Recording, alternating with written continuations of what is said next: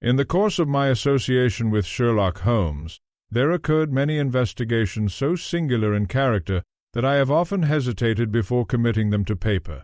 Some involved crimes of extraordinary cunning, others matters so deeply rooted in human passion that the mystery itself seemed almost secondary to the tragedy it concealed. The affair of Hawthorne Lodge belonged to both categories. Even now, after the passage of many years, I cannot think of that strange house without recalling the peculiar uneasiness that settled over all who became connected with it. It was not merely a question of crime. It was something subtler, a feeling that an unseen presence stood just beyond the limits of ordinary understanding. The public never learned the complete truth. Indeed, until this writing, I have never disclosed the full circumstances of the case. It began upon a bleak November morning in 1894. A dense yellow fog had descended upon London during the night. From the windows of Baker Street one could scarcely distinguish the opposite side of the road. The gas lamps burned dimly through the murk like distant stars struggling through clouds. Holmes and I had finished breakfast and were seated beside the fire.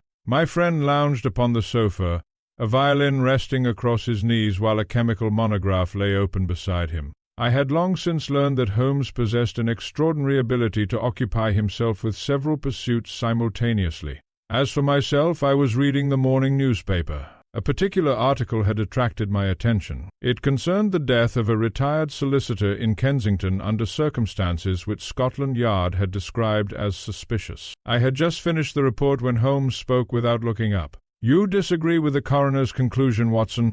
I lowered the newspaper. "How do you know I disagree?" "You folded the page twice. What possible significance has that?" Holmes smiled faintly. "The action is one you reserve for articles which interest but fail to convince you." I laughed. "Sometimes I believe you watch me more closely than your clients." "My dear Watson, a client usually pays me—" Before I could reply, Mrs. Hudson entered. "A gentleman wishes to see you, Mr. Holmes." Holmes placed aside his violin. "His name?" "Mr. Adrian Bellamy." "Show him up." A few moments later our visitor entered. He was a man of perhaps 35 years of age, well-dressed and evidently prosperous. Yet despite his respectable appearance there was something deeply unsettled about him. His eyes moved repeatedly toward the window, his hands trembled slightly, and his face possessed that strained expression which I have often observed in individuals suffering from prolonged anxiety. Holmes motioned toward a chair. "Please sit down, Mr. Bellamy." The visitor complied. "I apologize for arriving unannounced." "Not at all." Bellamy glanced toward me. Holmes immediately understood. "Doctor, Watson is my friend and colleague. You may speak freely." The man nodded. For several moments he appeared uncertain how to begin. Then he said, "I believe someone is watching me." The statement was delivered quietly, yet the intensity behind it immediately captured my attention. Holmes remained perfectly calm. "How long have you held that belief?" 3 months. "And what has led you to it?" Bellamy hesitated. "It sounds absurd." "The absurd frequently proves instructive." Our visitor drew a long breath. "I live in Kensington." Holmes nodded.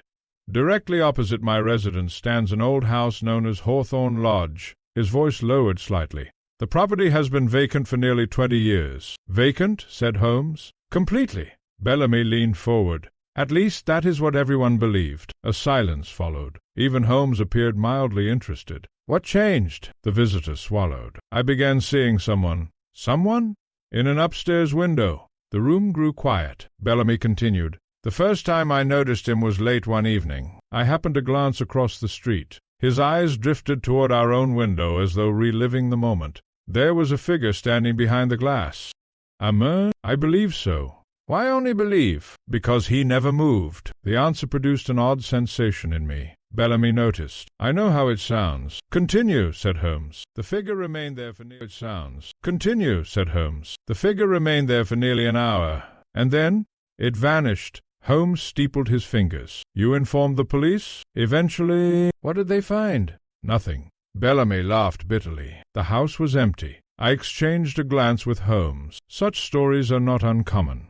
In most instances they arise from imagination, poor observation, or simple misunderstanding. Yet Bellamy did not strike me as an imaginative man. He appeared genuinely troubled. "How many times have you observed this figure?" Holmes asked. 7. That answer seemed to interest my companion. "Always the same window?" "Always." "Always at night?" Holmes considered. Has anyone else seen it? Several people. That was more significant. A single witness may be mistaken. Multiple witnesses present a different matter entirely. Bellamy continued. My housekeeper saw it. A neighbor saw it. Even a constable witnessed it. Holmes's eyes narrowed slightly. And yet the house remains empty. Exactly. The visitor ran a hand across his forehead. I could perhaps dismiss it if that were all. There's more? Bellamy nodded. A great deal more. When I began paying closer attention, I noticed something else. He paused. Each time the figure appeared, it seemed to be looking directly at my house. A silence followed. The fire crackled softly. Outside, the fog pressed against the windows. Holmes leaned forward slightly. And this disturbed you. Would it not disturb anyone?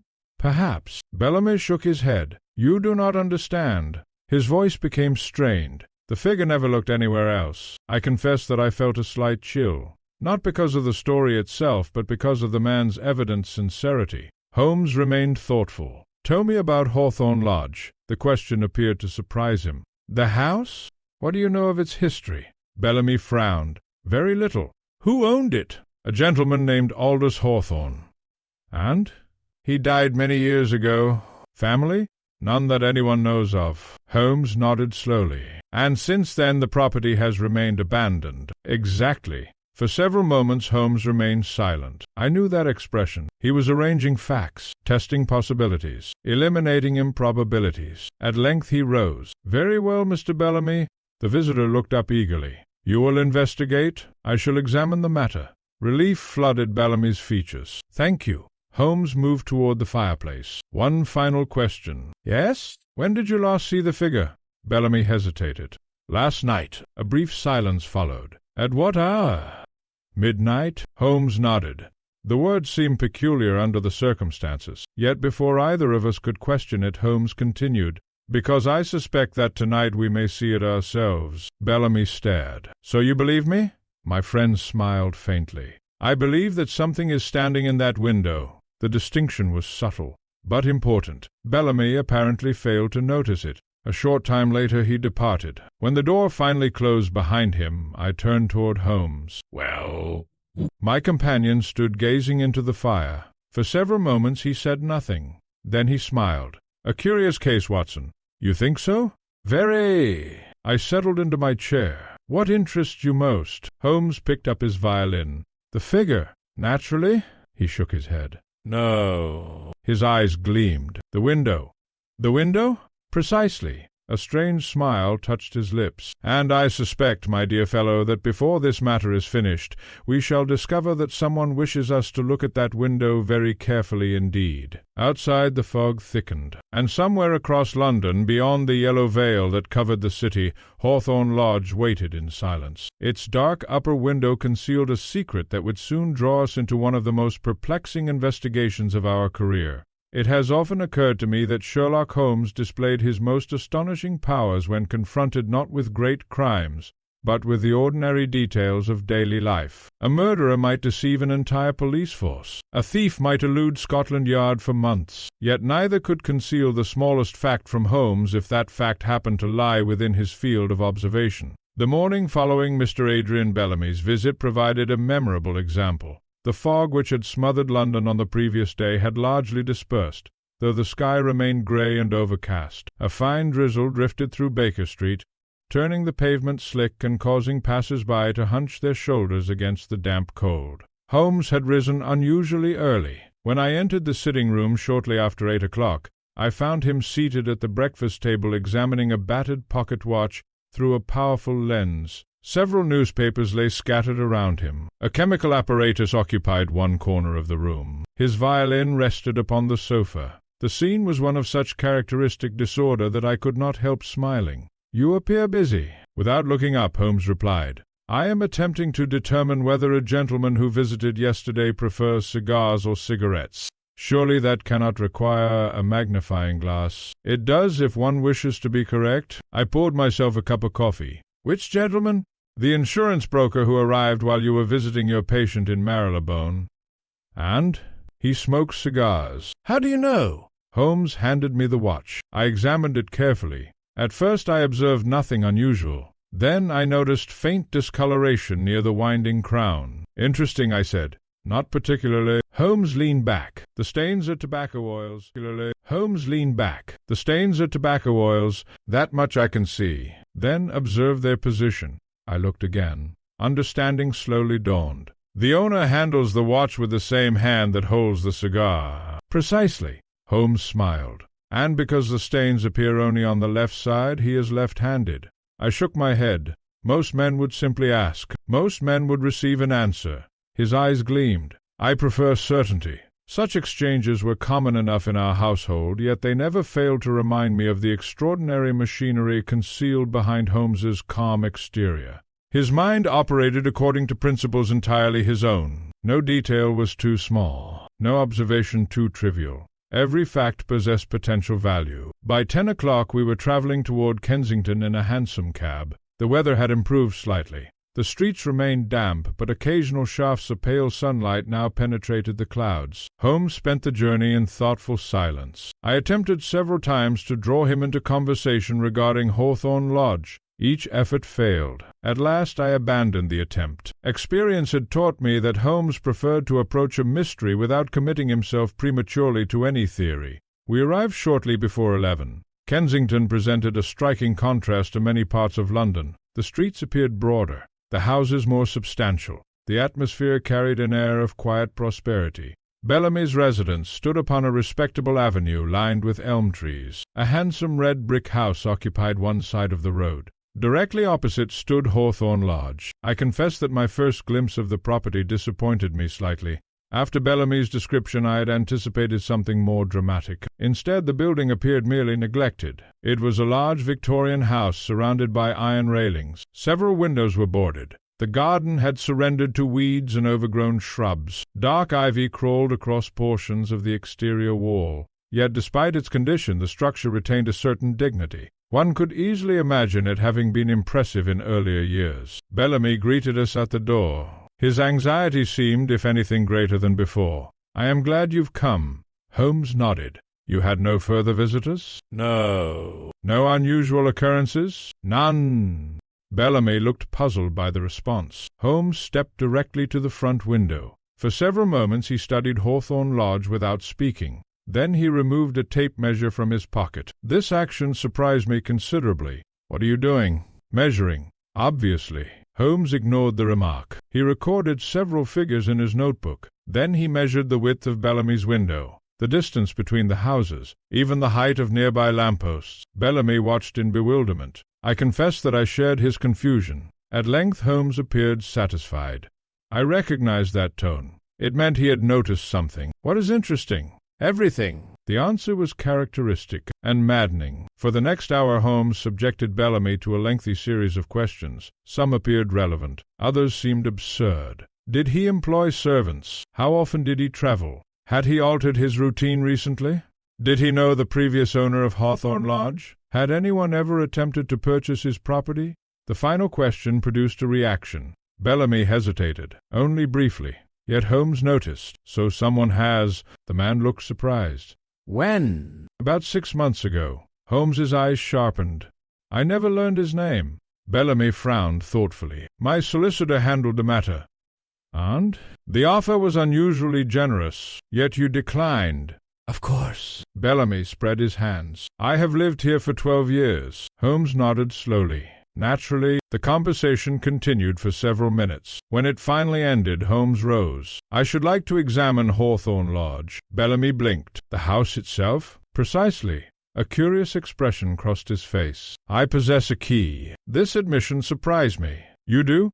"The council entrusted one to several neighboring property owners." Holmes smiled faintly. "How convenient." 10 minutes later we stood before the gates of Hawthorne Lodge. The iron railings creaked softly in the wind. Dead leaves skittered across the neglected pathway. Somewhere overhead a crow uttered a harsh cry. The entire scene possessed an atmosphere of melancholy decay. Bellamy unlocked the gate. Together we entered. The garden had become almost a wilderness. Tall weeds choked the flower beds. Shrubs grew wild and tangled. The gravel path had nearly disappeared beneath moss. Yet Holmes paid little attention to these things. His gaze remained fixed upon the ground. Several times he paused to examine patches of earth. At length he stopped altogether. "What is it?" I asked. Instead of answering, he pointed. A series of footprints marked a muddy section beside the path. Fresh footprints. I immediately felt a surge of excitement. Bellamy saw them as well. Good heavens! Holmes crouched beside the impressions. His expression became thoughtful. "There's that word again," I said. He smiled. "Because it applies. The footprints clearly belonged to a man. Yet what struck me most was their freshness. Recent rain had softened the soil. The impressions could not be more than a day old." Bellamy stared. "Someone has been here. Undoubtedly." Holmes rose. "Let us continue." The front door opened with considerable reluctance. Dust filled the entrance hall. The air smelled stale. Every sound echoed unnaturally. Yet despite years of abandonment, the interior remained largely intact. Furniture stood draped beneath white sheets. Portraits hung upon the walls. A grandfather clock occupied one corner. The entire house seemed frozen in time. Holmes moved methodically from room to room, examining, observing, measuring. Occasionally he made notes. More often he simply looked. The upper floor proved especially interesting. At the end of a narrow corridor lay the room Bellamy had described, the room of the window, the room where the figure appeared. We entered quietly. Sunlight filtered through grimy glass. Dust covered every visible surface. A large portrait dominated one wall. An elderly gentleman stared down at us with stern features and penetrating eyes. "Aldous Hawthorne," said Bellamy. Holmes approached the painting. For several moments he examined it carefully. Then he turned toward the window. The view directly overlooked Bellamy's residence, exactly as described. I crossed the room, studied the floor, then stopped abruptly. "Holmes!" He glanced toward me. "What is it?" I pointed downward. The dust. A peculiar feature immediately became apparent. Dust covered nearly the entire floor, except for a narrow strip extending from the doorway to the window. The strip appeared noticeably disturbed, as though someone had walked there repeatedly. Bellamy saw it too. His face turned pale. My God! Holmes crouched beside the marks. For perhaps 30 seconds he examined them without speaking. Then he rose. His expression revealed nothing. Yet I sensed that he had discovered something important, something significant, something he had no intention of sharing. Not yet. Outside, a church bell began striking noon. The sound drifted faintly through the old house. Holmes checked his watch, then smiled. "A curious place." Bellamy looked uneasy. "You believe someone has been here?" Holmes glanced toward the window. "Oh, yes." A silence followed. Then he added quietly, "The question is whether they wished us to know it." At the time I did not fully understand the significance of those words. Before the case concluded, however, I would discover that they contained the first hint of a truth far stranger than any of us imagined. It has been my experience that the most perplexing mysteries often begin with a contradiction. A witness sees what cannot exist. A criminal leaves evidence which points equally toward guilt and innocence. A victim appears to die twice. In the case of Hawthorne Lodge, the contradiction revealed itself before the first day of our investigation had ended. When Holmes made his remark concerning the disturbed strip of dust, I naturally expected him to pursue the matter immediately. Instead, he appeared strangely indifferent. He conducted a final examination of the room, measured several distances with his tape, and then descended the staircase as though nothing of consequence had occurred. Bellamy, however, remained visibly agitated. "Surely those marks prove someone has been entering the house." Holmes adjusted his gloves. "They prove that someone has crossed that floor. But that is the same thing." "No." My companion shook his head. "It is merely the appearance of the same thing." Bellamy stared at him in confusion. I confess that I shared the sentiment. The distinction seemed unnecessarily subtle. Yet Holmes had already moved on. We spent another half-hour examining the lower rooms. Nothing remarkable presented itself. The kitchen contained only dust and cobwebs. The dining room appeared untouched for years. Several bedrooms displayed similar neglect. Indeed, the longer I remained inside Hawthorne Lodge, the more difficult it became to imagine anyone living there. And yet the footprints outside and the disturbed dust upstairs suggested precisely that. The contradiction persisted. When at last we emerged into the garden, the afternoon had begun to darken. Heavy clouds rolled across the sky. A cold wind stirred the branches of the overgrown trees. Holmes paused near the front gate and looked back toward the house. His eyes traveled slowly upward, toward the window, toward the room where the figure supposedly appeared. "Tell me, Mr. Bellamy." "Yes?" "Have you ever attempted to observe the figure from inside the house?" Bellamy blinked. "No." "Why not?" The man looked embarrassed. "I never considered it." Holmes smiled faintly. Bellamy shifted uneasily. "You think I should have?" "I think most people would have." The answer appeared to trouble him. Before he could respond, Holmes continued, "Tonight Watson and I shall conduct an experiment." An hour later we returned to Baker Street. Throughout the journey Holmes remained unusually quiet. His silence was not uncommon, yet there existed different varieties of silence. Sometimes he remained silent because he was bored, sometimes because he lacked sufficient information, sometimes because his thoughts had already advanced several stages beyond everyone else's. The present silence belonged unmistakably to the third category. Shortly after our arrival, Holmes vanished into his bedroom. When he emerged, he carried several curious objects: a notebook, a measuring tape, a field-glass, and a small camera. I examined the collection with interest. "You intend to photograph the figure?" "Possibly, assuming it appears." Holmes smiled. "My dear Watson, if Mr. Bellamy's observations are accurate, I fully expect it to appear." The evening passed slowly. Rain began shortly after sunset. By 9 o'clock it had become steady. By 10 it drummed continuously against the windows. At 10:30 Holmes rose. "It is time." We travelled to Kensington beneath dark skies and persistent rain. Bellamy greeted us immediately upon arrival. The poor fellow appeared exhausted. One could hardly blame him. For 3 months he had lived opposite a mystery, and mysteries possess a remarkable ability to consume the imagination. Holmes entered the front room. The curtains remained open. Across the street Hawthorne Lodge stood dark and silent. Rain glistened upon its windows. The neglected garden appeared almost black beneath the night sky. For a long time nothing happened. 11 o'clock came and went. Then half past. Midnight approached. Bellamy grew increasingly restless. I confess that my own confidence had begun to weaken. Perhaps the figure would not appear. Perhaps the entire affair resulted from coincidence and misunderstanding. Then the church clock struck 12. Almost immediately Bellamy gave a sharp gasp. "Look!" Across the street a light had appeared. A single pale glow illuminated the upper room of Hawthorne Lodge, the room of the window. For several seconds the light remained alone. Then a figure stepped into view. Even at that distance the sight proved remarkably unsettling. A dark silhouette stood motionless against the illuminated glass. The outline was unmistakably human, completely still. No movement, no gesture, nothing. The figure simply stood there, watching. Bellamy's face had turned white.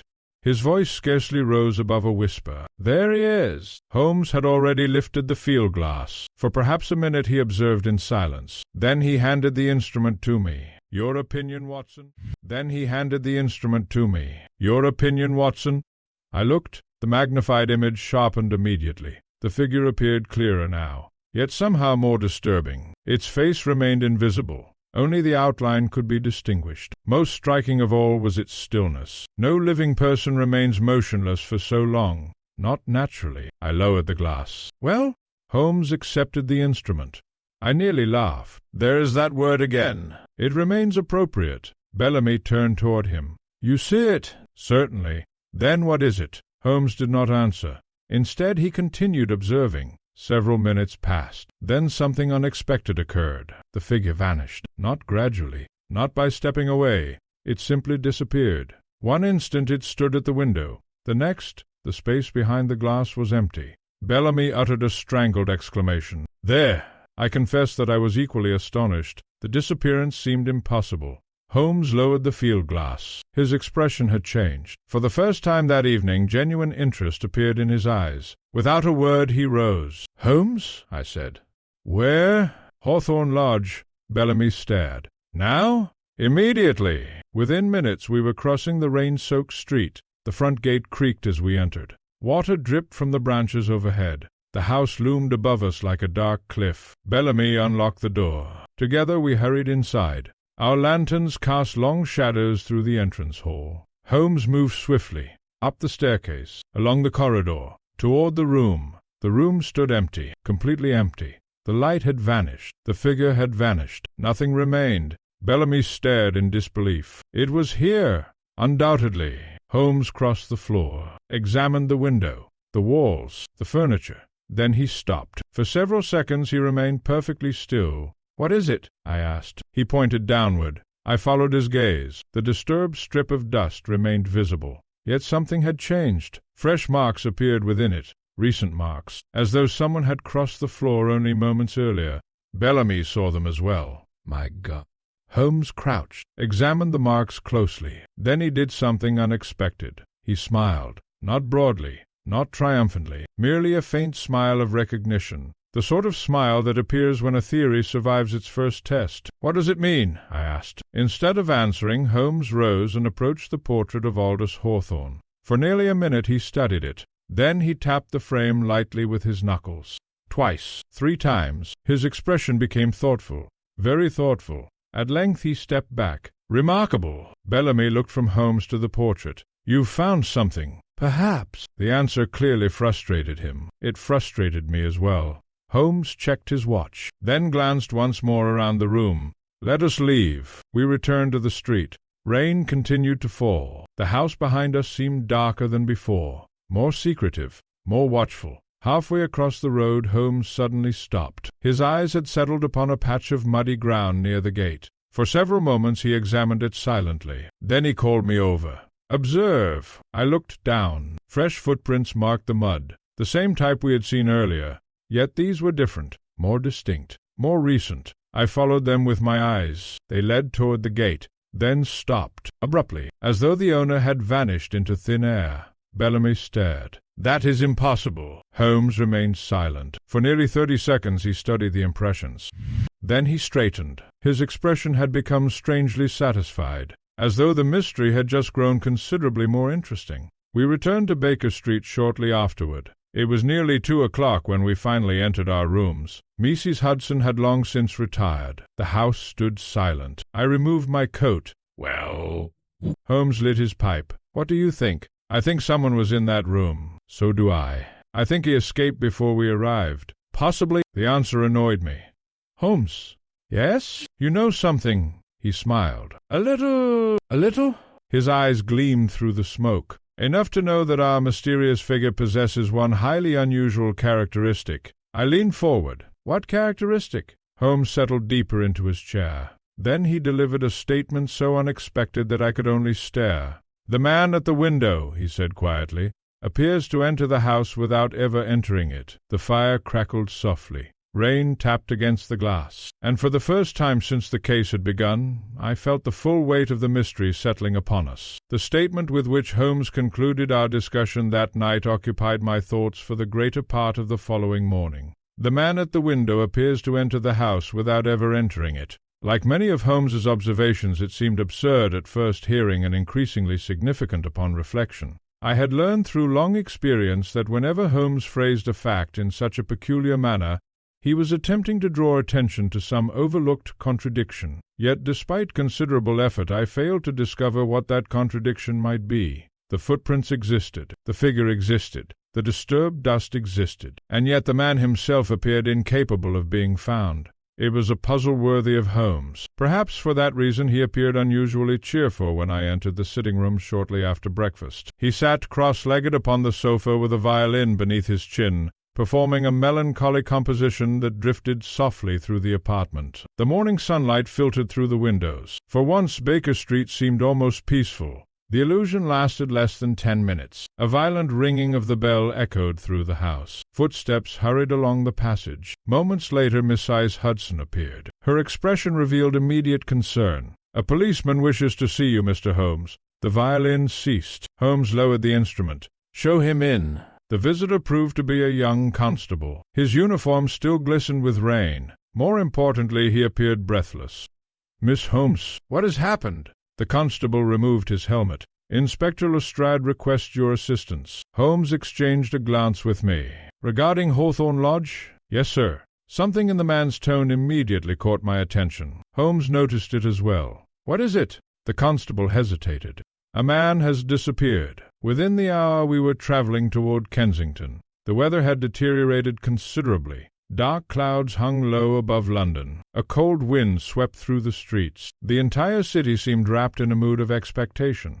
Holmes listened patiently while the constable explained. The missing individual was a journalist named Charles Whitmore, a respectable man, well known, 38 years of age. He had apparently become interested in the stories surrounding Hawthorne Lodge and had begun conducting inquiries of his own. The previous evening he informed several acquaintances that he intended to visit the property. He was not seen again. His disappearance alone would have been noteworthy. What followed elevated the affair into something far more serious. We found Lestrade waiting outside Hawthorne Lodge. The inspector's expression suggested a mixture of irritation and excitement. He greeted Holmes with unusual enthusiasm. "You've arrived, obviously." Holmes stepped from the cab. "You have found something—" "Quite a lot." The inspector led us through the gate. Several constables occupied the grounds. One stood beside the front door. Another guarded the pathway. The level of activity contrasted sharply with the house's usual silence. Lestrade turned toward us. "The journalist entered the property around 9 o'clock. He never emerged." Holmes nodded. "You are certain?" "Quite." The inspector folded his arms. "A witness saw him arrive. Another saw him enter. No one saw him leave." I glanced toward the house. "Was the building searched?" Lestrade's frustration became evident. "There is no trace of him." Holmes appeared thoughtful. "No trace?" "Nothing." The inspector gestured impatiently. "Come and see." Together we entered the house. I noticed immediately that the atmosphere had changed. Perhaps it was merely the presence of police officers. Perhaps the disappearance itself had altered my perception. Whatever the reason, Hawthorne Lodge felt less like an abandoned property and more like a stage upon which something unseen had occurred. Lestrade led us directly upstairs, to the room of the window, the room where the figure appeared. Several constables stood inside. One stepped aside as we entered. The inspector pointed toward the floor. "Here!" At first I observed nothing unusual. Then my attention settled upon a dark object near the window, a notebook. Holmes crossed the room immediately. He picked it up, examined it, then opened the cover. The name Charles Whitmore appeared neatly written inside.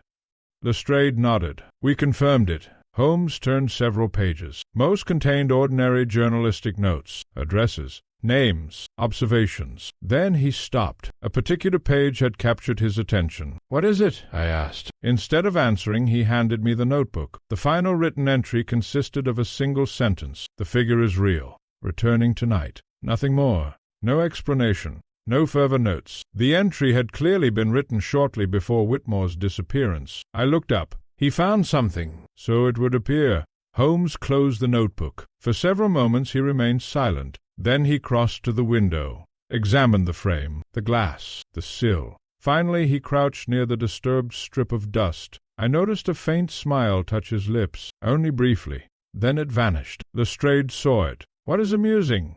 "Nothing." Holmes rose. "On the contrary, Inspector, this is becoming quite serious." The answer appeared to irritate him. "Then explain why you're smiling." Holmes looked toward the portrait of Aldous Hawthorne. "I smile whenever a mystery behaves logically." The inspector groaned. "There are times, Holmes, when speaking with you resembles speaking with a crossword puzzle." Holmes ignored the remark. Instead, he approached the portrait once more. For nearly a minute he examined it carefully. His fingers traced sections of the frame. His eyes studied the wall surrounding it. I sensed immediately that he was searching for something specific, something he had suspected since our previous visit. Yet once again he found nothing. At least nothing he chose to reveal. Lestrade eventually cleared his throat. "There is more." Holmes turned. "Indeed?" He cleared his throat. "There is more." Holmes turned. "Indeed?" The inspector nodded. "We discovered fresh footprints. Outside?" "Show me." We descended to the garden. The rain had eased slightly. Near the rear of the property several clear impressions marked a muddy patch beneath a tree. Holmes crouched, examined them, then produced a measuring tape. For several minutes he worked in complete silence. At length he rose.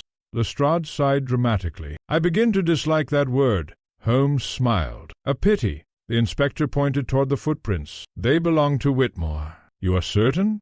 We compared them. Holmes nodded. "And where do they lead?" "That's the problem." Lestrade gestured toward the ground. The footprints approached the rear wall of the house, then stopped, abruptly, exactly as the previous set had done. I felt a distinct chill. The pattern repeated itself. A man walked somewhere, then apparently ceased to exist. The explanation could only be simple or impossible. Nothing in between. Holmes studied the wall carefully, then the ground, then the house itself. His expression revealed nothing. Yet I knew he was thinking furiously.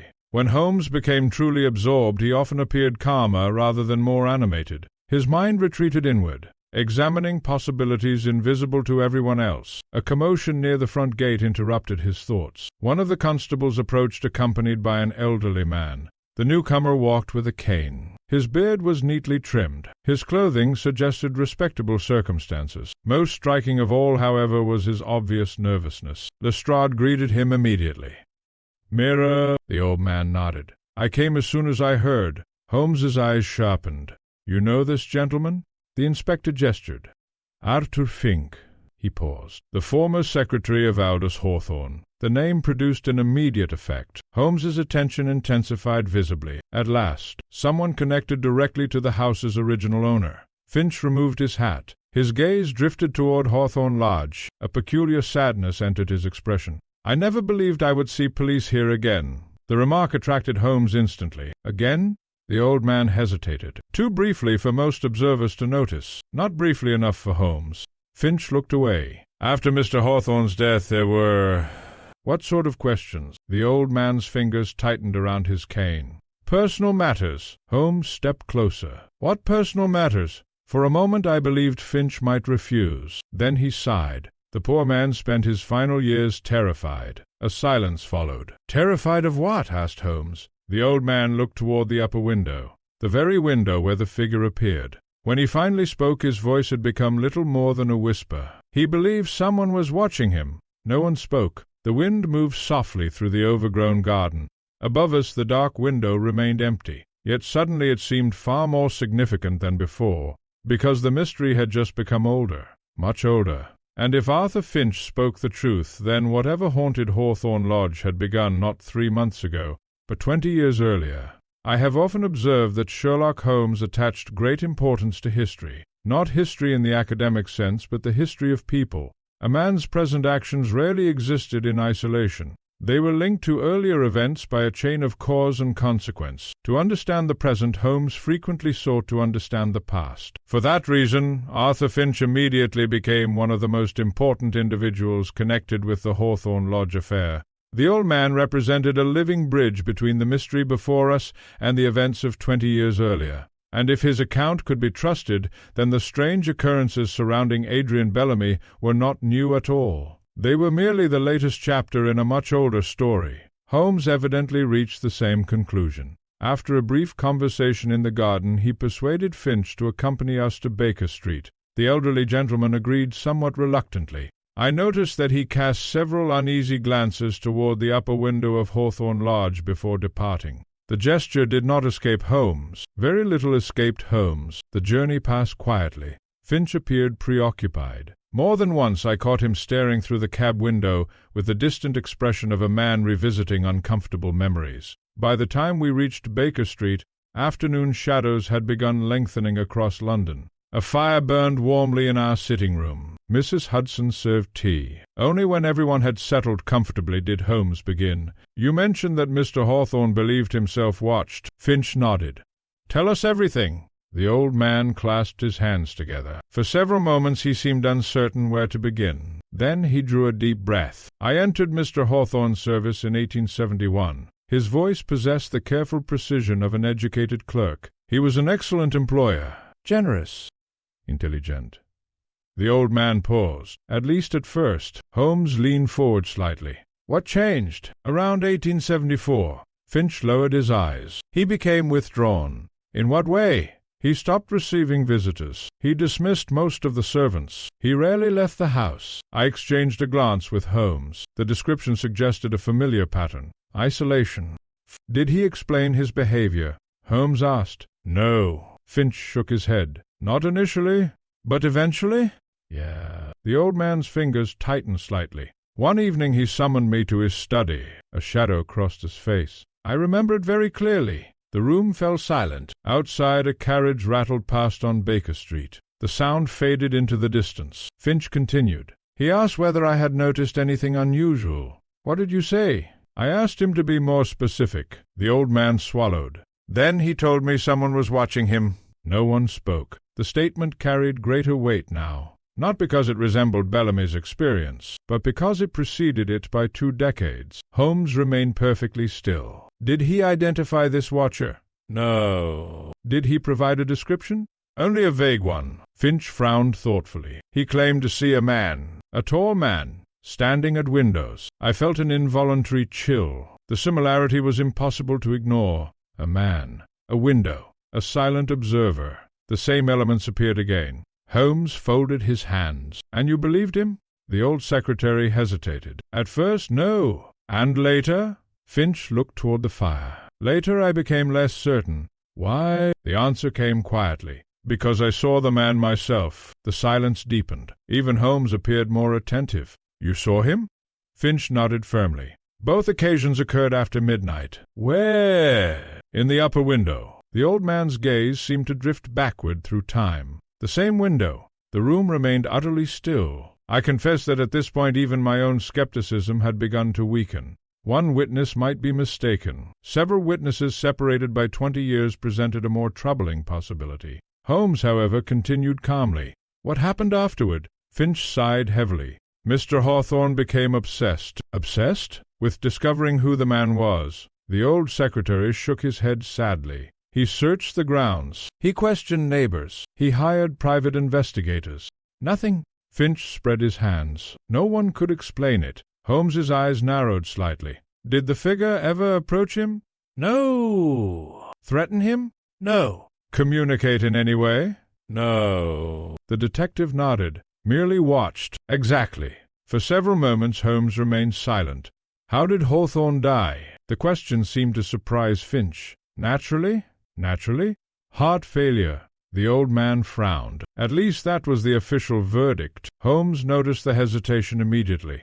"You have doubts." Finch looked uncomfortable. "Not exactly." "Then explain." The old man shifted in his chair. "It happened very suddenly. One evening he appeared healthy. The next morning he was dead." A silence followed. "Who discovered the body?" asked Holmes. "I did." "Where?" "In his bedroom." "Alone?" "Yes." Holmes considered this carefully. Then he asked a question which seemed entirely unrelated. "Did Hawthorne possess family?" The effect upon Finch was remarkable. Only for an instant. Yet I saw it. A slight stiffening of the shoulders. A brief tightening around the eyes. A momentary hesitation. Then it vanished. "No." The answer arrived perhaps a fraction too quickly. I noticed nothing more. Holmes noticed everything. His expression remained unchanged, yet I saw a flicker of interest appear in his eyes, a tiny spark, gone almost immediately. Had I not known him so well, I might have missed it entirely. The conversation continued for another hour. Finch provided numerous details regarding Hawthorne's habits, finances, and final years. Much of it seemed routine, occasionally useful, rarely dramatic. At last Holmes rose. "You have been extremely helpful, Mr. Finch." The old man stood. "I hope so." Holmes accompanied him to the door. "I hope so." Holmes accompanied him to the door. Their final exchange occurred quietly enough that I failed to hear it. When Finch departed, I turned immediately toward my friend. "Well?" Holmes resumed his seat. "What do you think?" "The similarities are extraordinary." "Indeed." "The same figure, the same window, the same feeling of being watched." Holmes nodded. "Very good." I leaned forward. "You believe the stories are connected?" "Undoubtedly." The answer came without hesitation. "Then the mystery began 20 years ago." My companion smiled faintly. "Perhaps." The response irritated me. "Holmes." "Yes?" "You know something." He reached for his pipe. "Naturally." "What?" Instead of answering, he lit the pipe and settled comfortably into his chair. The silence that followed confirmed my suspicion. He had discovered something important, something concealed within Finch's testimony, something he had deliberately chosen not to share. I knew the signs. Over the years I had witnessed them many times. When Holmes encountered a fact which appeared insignificant yet possessed hidden importance, he often concealed it even from me, not from distrust, rather because he preferred to test an observation before revealing it. Unfortunately, this habit frequently left me in a state of profound frustration.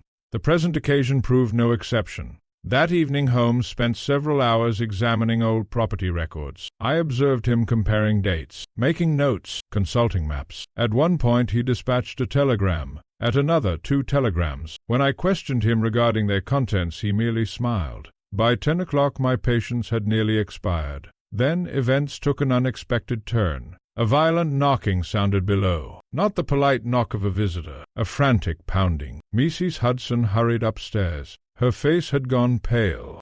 "Miss Holmes." He looked up immediately. "What is it?" "A policeman." Moments later a constable entered. I recognized him as one of the officers stationed near Hawthorne Lodge. His appearance alone suggested bad news. "What has happened?" Holmes asked. The constable removed his helmet. "Another incident, sir." The room became instantly quiet. "What sort of incident?" The young officer swallowed. "There has been a break-in." "A break-in?" I repeated. "Where?" The answer arrived almost at once. "Hawthorne Lodge." Holmes rose immediately. The constable shook his head. "We don't understand it ourselves. What was stolen?" The officer looked troubled. "Nothing." A silence followed. Holmes's eyes sharpened. "Nothing?"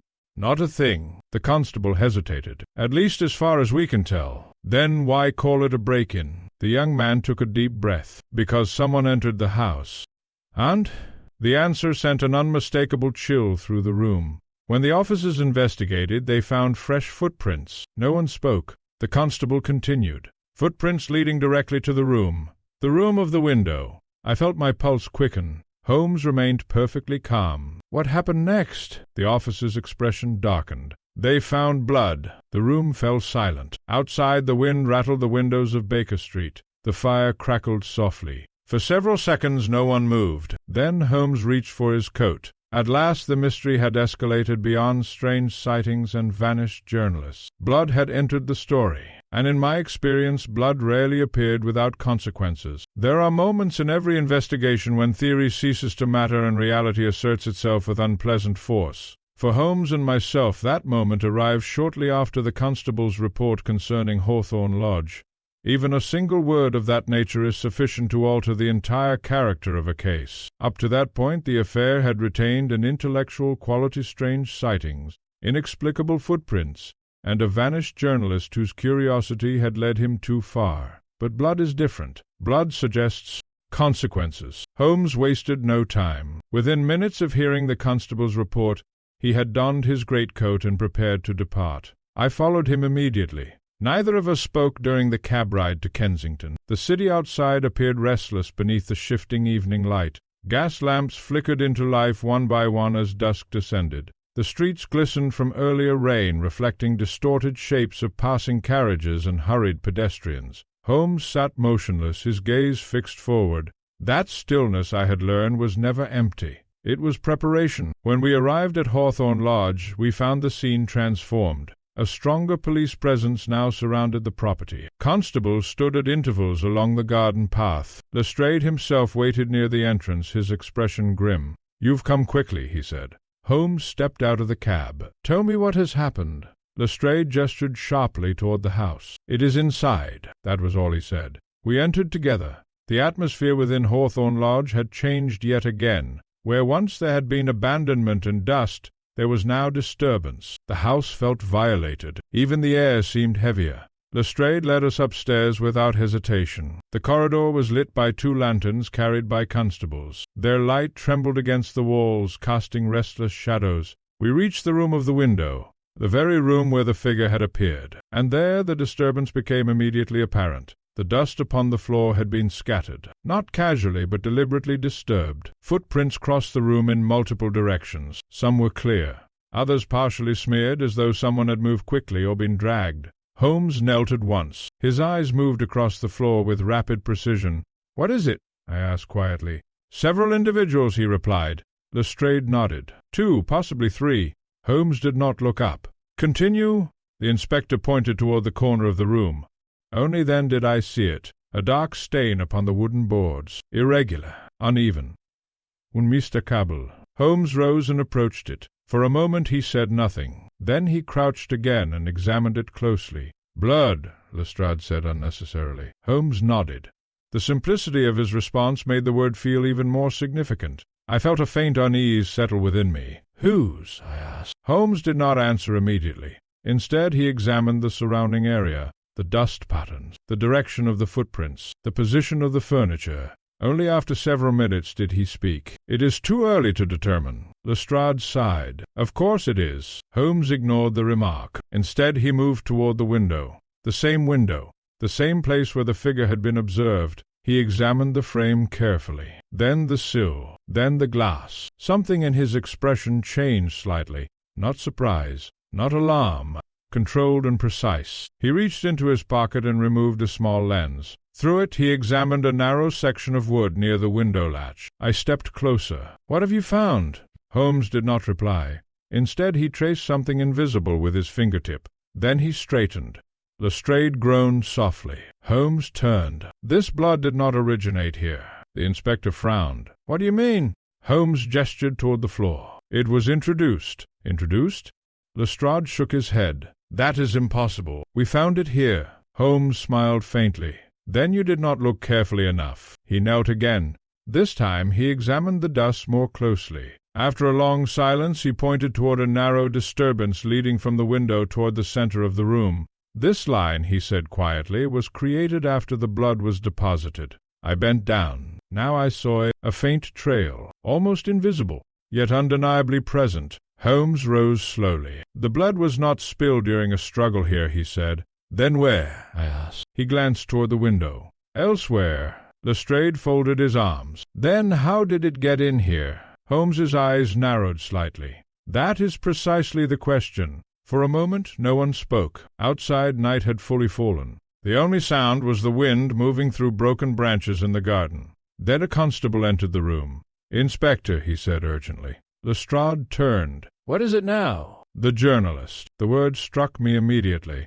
Holmes's attention sharpened. "What about him?" he asked. The constable hesitated. "We have located his belongings." "Where?" "In the house." A silence followed. Lestrade stiffened. "That is impossible." But Holmes was already moving. "Show me." We followed the constable to the adjoining room. It had once been a study, though now it was little more than a storage space for dust-covered furniture. On a small table near the wall lay several objects: a notebook, a broken pocket-watch, and a pen. Holmes examined them carefully. "These belong to Whitmore." "Yes," the constable confirmed. Lestrade frowned. "We searched this room earlier." "And found nothing," Holmes said. "Exactly." Holmes looked at the floor, then at the wall, then at the ceiling. His expression became increasingly focused. At last he spoke. "Someone placed these here after the initial search." The constable shook his head. "We have had guards stationed outside at all times." Holmes turned toward him. "Then the objects did not enter through the door." A silence followed. Lestrade looked irritated. "Through the window, then?" Holmes smiled faintly. "Possibly." I glanced toward the window. It was too small, too high, and far too narrow for a man to pass through. Unless— Holmes seemed to anticipate my thought. He stepped toward the wall and tapped it lightly. Twice, 3 times. The sound changed subtly near the corner. A hollow sound. Lestrade noticed it too. "What is that?" Holmes stepped back. "That," he said quietly, "is where our journalist came in." The inspector stared. "A secret passage?" Holmes nodded. "Almost certainly." The room fell silent. The idea explained much. The footprints, the sudden disappearances, the impossible entries and exits. Yet it also introduced new questions. If Whitmore had used a hidden passage, then someone else must have built it. Someone with intimate knowledge of the house. Someone from the past. Holmes turned toward me. "Do you see it now, Watson?" "See what?" "The connection." Before I could answer, sudden sound echoed from downstairs. A shout. Then another, followed by hurried footsteps. Lestrade rushed toward the corridor. "What is happening?" A constable appeared at the doorway. His face was pale. "Inspector, there is someone outside." The man hesitated. "We do not know." Holmes moved instantly. We descended the staircase rapidly. Outside, the garden had grown darker. Rain had begun again, fine and persistent. Several constables were gathered near the gate. One pointed toward the street. There! A figure stood beneath a gas lamp, motionless, watching. Even from a distance I felt a strange unease. The silhouette was familiar. Too familiar. Bellamy. He stood completely still, staring toward Hawthorne Lodge. Lestrade called out, "Benjamin!" No response. Holmes stepped forward slowly. "Mr. Bellamy." Still no reply. The figure did not move, did not blink, did not react. Then, very slowly, it turned. And in that moment I saw something that made my blood run cold. Not recognition, not fear, but something far worse. Absence. There was no expression at all. As though the man we knew as Bellamy was no longer fully present within his own body. Holmes whispered quietly beside me. "That is not what we think it is." Before I could ask what he meant, the figure stepped back into the darkness, and vanished into nothing. Holmes did not move, but I saw it in his eyes then. The case was no longer about footprints, no longer about a missing journalist, and no longer even about Hawthorne Lodge. It was about something that moved between rooms without entering them, and something that, for the first time, even Sherlock Holmes could not immediately explain. There are cases in which the mind of even the most disciplined observer begins to rebel against the evidence of the senses. The Hawthorne Lodge affair had now reached that uncomfortable stage. We had seen a figure appear in an empty window. We had followed footprints that began and ended without explanation. We had found blood that did not belong to the place where it was discovered. And now we had witnessed a Manadrian Bellamy standing beneath a gas lamp like something only half anchored to reality before vanishing into the darkness without so much as a footstep. It was Lestrade who first broke the silence. "This is absurd." Holmes did not respond immediately. His eyes remained fixed upon the point where Bellamy had disappeared. The rain had grown heavier now, falling in thin, relentless sheets that blurred the edges of the street. The gas lamps flickered as if struggling against the weather. At last Holmes spoke. "Not absurd, Inspector." His tone was calm, measured, misleading. Lestrade gave a short, humorless laugh. "Is there a difference?" "Oh, yes," said Holmes softly. "A very great one." He stepped forward into the rain. I followed him instinctively. Behind us, constables shifted uneasily, uncertain whether to pursue or remain in position. Holmes walked directly to the spot where Bellamy had stood. He examined the ground carefully. Then he crouched. "Watson," he said. "Yes?" "Observe the mud." I knelt beside him. At first I saw nothing remarkable. Then, slowly, the pattern became clear. There were impressions, but not complete ones, only partial disturbances in the wet earth, as though someone had placed weight upon the ground and then withdrawn it before a full step could be formed. Lestrade joined us. "Well?"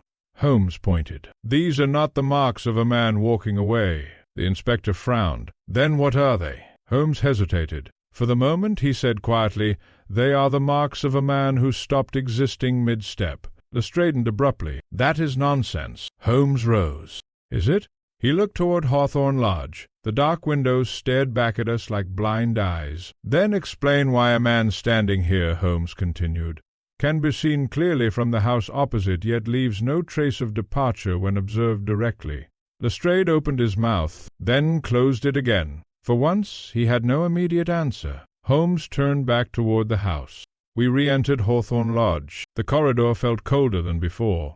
Not physically colder, perhaps, but psychologically so. The sense that the building was no longer merely abandoned, but actively withholding something, had grown stronger. We returned to the room of the window. The lantern light revealed the same disturbed floor, the same faint traces of blood, the same unsettling disorder. But Holmes no longer examined these things. Instead, he walked directly to the portrait of Aldous Hawthorne. For several moments he studied it in silence. Then he spoke. "Watson." "Yes, Holmes?" "Stand where I stand." I did so. From that position I faced the portrait directly. Holmes moved slightly to the side. "Now," he said, "tell me what you observe." I studied the painting. An elderly man. Severe expression. Piercing gaze. Nothing unusual. "Only the portrait," I replied. Holmes nodded. "Precisely." He stepped closer to the wall, but noticed something else. He tapped lightly behind the frame. Once, twice. Again came that hollow sound. Lestrade muttered behind us. "I've had enough of tapping walls." Holmes ignored him. Instead, he reached behind the frame and pressed along the edges. A moment later something shifted, not visibly, but audibly. A faint click echoed through the room. I felt a sudden tightening in my chest. Holmes stepped back immediately.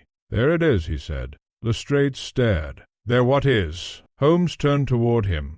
"The mechanism." The inspector looked confused. "What mechanism?" Holmes gestured broadly at the room. "The one responsible for everything we have witnessed." A silence followed. Even I felt a strange unease at the certainty in his voice. Holmes approached the window again. "This house is not empty," he said quietly. "It never was." Lestrade frowned. "But we searched it." "You searched the obvious parts." Holmes's eyes flicked toward the ceiling, and ignored the structure itself. He turned sharply. "Watson helped me with the portrait. Together we lifted the heavy frame from the wall. Behind it the plaster appeared aged and cracked. But Holmes was not interested in the surface. He ran his fingers along the edges until he found a narrow seam. Then he pressed. A section of the wall gave way slightly. Lestrade stepped forward immediately. "What in God's name?" Holmes stopped him with a raised hand. Carefully, he applied pressure again. This time a hidden panel opened inward with a soft groan. Behind it lay darkness, a narrow space, a passage. Even in the lantern light the truth was undeniable. Lestrade swore under his breath. Holmes, however, remained composed. Exactly as suspected, he stepped closer. "This passage connects the upper room to another exit." I stared into the darkness. "Where does it lead?" Holmes glanced toward the window. "Everywhere it needs to." The phrase chilled me more than I care to admit. Lestrade shook his head. "This is impossible. A man cannot simply appear and disappear." Holmes turned toward him. "No," he said quietly, "but he can move where no one thinks to look." He raised the lantern. The passage stretched into darkness, narrow and old, unused for years, perhaps decades, yet unmistakably real. Holmes stepped inside. I followed immediately. Behind me, Lestrade hesitated only a moment before joining us. The air within the passage was stale. Dust rose with every step. The walls were rough stone, damp in places, dry in others. Holmes moved with confidence, as if he had already mapped its course in his mind. After several yards the passage widened slightly, then forked. Holmes paused. Lestrade wiped dust from his sleeve. "Which way?" Holmes knelt and examined the ground. Then he pointed left. "Footprints?" We followed. The passage curved gently downward. At intervals small ventilation slits allowed faint light from above, enough to reveal that this structure was far more extensive than any of us had anticipated. After perhaps 5 minutes of walking, Holmes stopped abruptly. Ahead of us faint light flickered. Not lantern light, something steadier, more deliberate. He raised his hand. We approached silently. At the end of the passage stood a wooden door, partially open. Holmes pushed it gently. Wooden door, partially open. Holmes pushed it gently. It creaked inward. We stepped into a small chamber. And there, at last, the explanation of everything we had witnessed began to take shape. The room contained several objects: a chair, a table, and upon that table a mirror. Lestrade stared. "What is this place?" Holmes did not answer immediately. Instead he approached the mirror. It was positioned in such a way that from the passage it would reflect the upper window of Hawthorne Lodge. He studied it for several seconds. Then he spoke softly. "This is how the figure appears." I frowned. "I do not understand." Holmes turned toward me. "It is an illusion, Watson, a constructed one." He gestured toward the mirror, positioned to reflect movement from another chamber. Lestrade shook his head. "That still does not explain the man." Holmes smiled faintly. "It does if there is no man." A silence followed. Outside, somewhere in the house above us, a floorboard creaked, slowly, deliberately, as though someone had just stepped into position. Holmes extinguished the lantern. In the darkness that followed, his voice was barely audible. "Now," he said quietly, "we discover who has been standing where no one should stand." And above us, somewhere in Hawthorne Lodge, something moved again behind the window. It is a curious sensation to stand in complete darkness beneath a house where, until recently, you believed yourself to be pursuing a man who did not exist. The silence within the hidden chamber was so profound that even the faintest movement seemed amplified, as though the building itself were listening. Above us, somewhere in Hawthorne Lodge, a floorboard had creaked, and then nothing. Holmes remained perfectly still. Lestrade, for once, said nothing at all. After several seconds, Holmes struck a match. The small flame flared suddenly, casting distorted shadows across the walls of the passage chamber. He relit the lantern and placed it carefully upon the table beside the mirror. Only then did he speak. "We are dealing," he said quietly, "with a deliberate construction." Lestrade frowned. "A construction of what?" Holmes turned toward the mirror.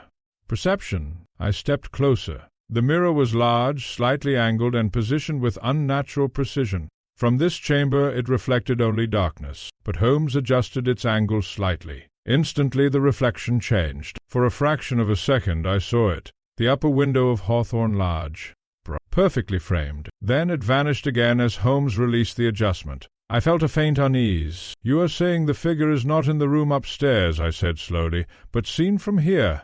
Holmes nodded. "Not seen directly." He tapped the mirror lightly. Lestrade gave a short laugh. Projected?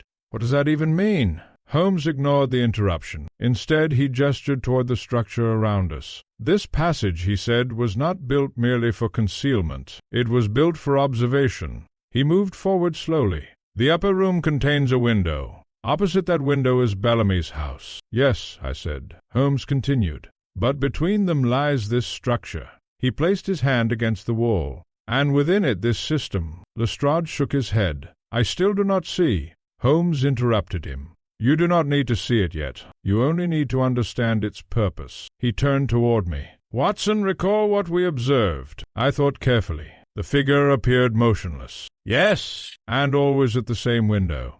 And always at night. Holmes nodded. Now consider this. He paced slowly within the chamber. A man standing in a lit room appears visible from a dark street.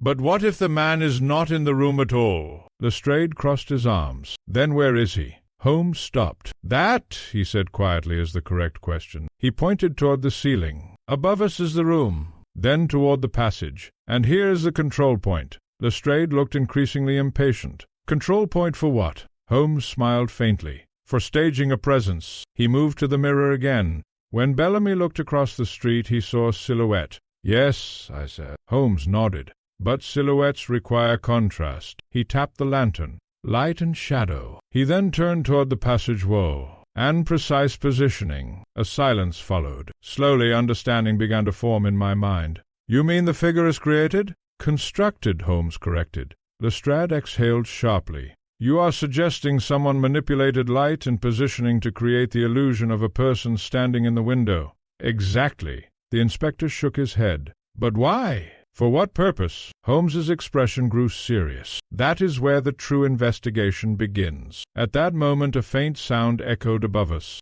Deliberate. Holmes immediately extinguished the lantern. Darkness returned. We remained motionless. The footsteps continued. 1 floor above, then stopped. Lestrade whispered barely audibly. Someone is here. Holmes did not respond. Instead, he moved silently toward the narrow stair embedded within the passage wall. A concealed access route. He gestured for us to follow. We ascended carefully. The wooden steps were old. They creaked softly underfoot. At the top, a narrow door led back into Hawthorne Lodge. Holmes pressed his ear against it, then slowly opened it. We emerged into the corridor. The house was silent, but not empty. A faint glow came from the direction of the upper room. Holmes signaled for silence. We moved forward, step by step, until we reached the room of the window. The door was ajar. Inside, light flickered. We entered, and what we saw halted us instantly. A man stood in the center of the room. Not Bellamy, not Whitmore. A different figure entirely.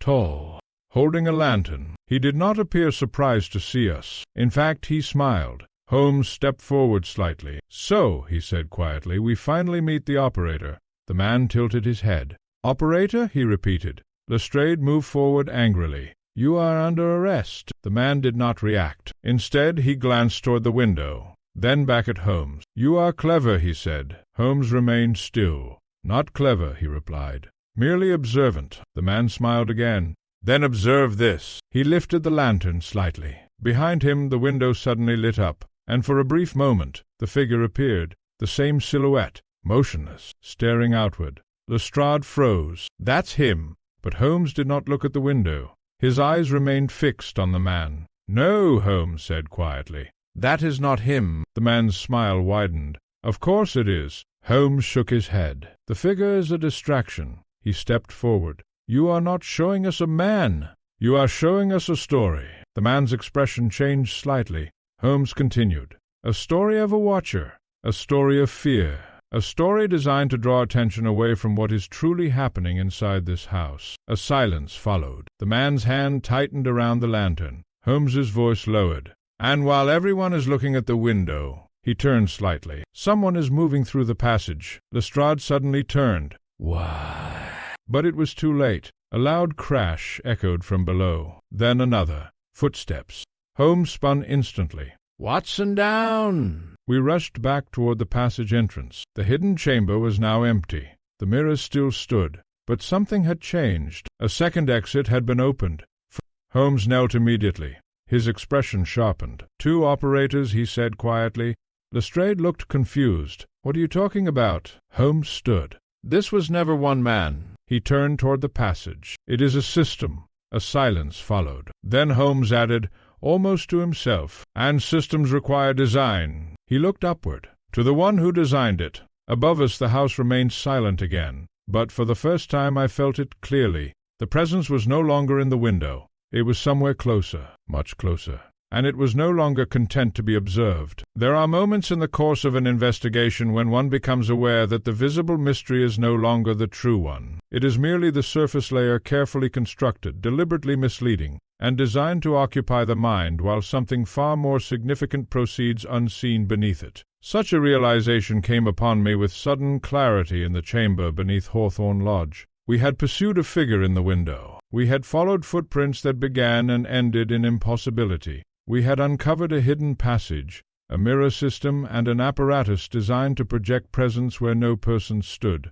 And yet Holmes, standing in the flickering lamplight, was no longer concerned with any of these things. His attention had shifted, upward, beyond the room, beyond the house, beyond even the immediate architecture of the deception. 2 operators, he had said. The phrase still echoed in my mind. Lestrade, however, was far less contemplative. "This is madness," he muttered. "We have a man upstairs, another in the passage, a missing journalist, a dead owner from 20 years ago, and now you are telling me there are more."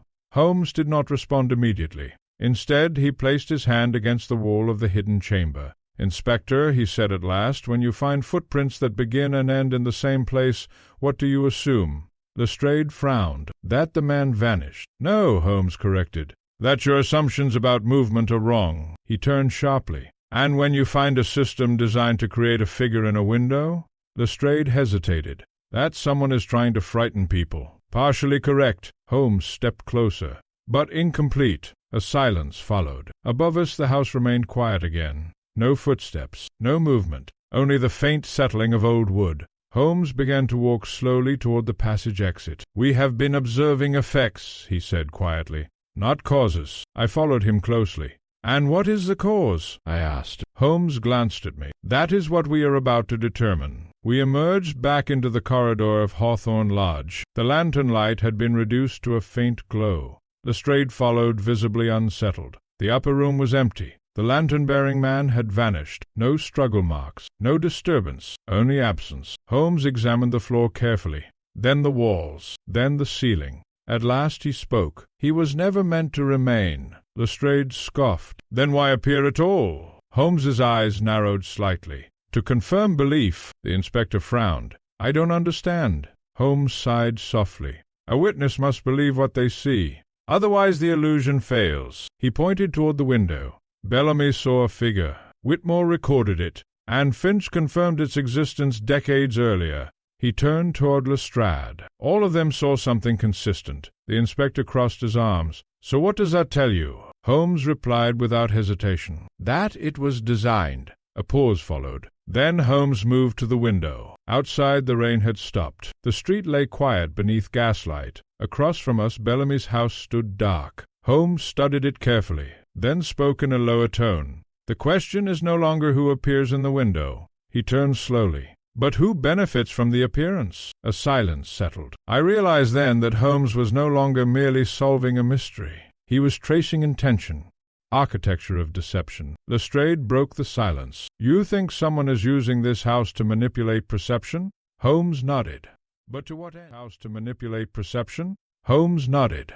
"But to what end?" Holmes did not answer immediately. Instead, he walked back into the room and examined the portrait of Aldous Hawthorne once more. This time he did not tap the frame. He studied it as though it were a map, a record, a hidden code. At last he spoke. "Tell me, Inspector." "Yes?" "Who inherited this property after Hawthorne's death?" Lestrade hesitated. "I believe it passed through several hands." "Names?" The inspector frowned. "I don't have them memorized." Holmes turned sharply. "You should." That single sentence carried unusual weight. Lestrade shifted uncomfortably. "Why does it matter?" Holmes stepped closer. "Because whoever inherited this house did not merely inherit property." He gestured around the room. "They inherited infrastructure." A pause. "And infrastructure can be repurposed." Something in his tone made me uneasy. "You believe the same person has been operating this system for 20 years?" I asked. Holmes shook his head. Not the same person. Then what? He paused. Something worse. Before I could ask for clarification, a sudden sound echoed from below. A door slamming, followed by hurried footsteps, then shouting. Lestrade reacted instantly. Constables! He rushed toward the corridor. Holmes followed without hesitation. We descended rapidly. The house had changed again. It felt active now, as though something long dormant had finally begun to move freely. At the base of the stairs a constable appeared. His face was pale. Inspector, there's been another sighting. What now? Lestrade snapped. The man hesitated. In the window?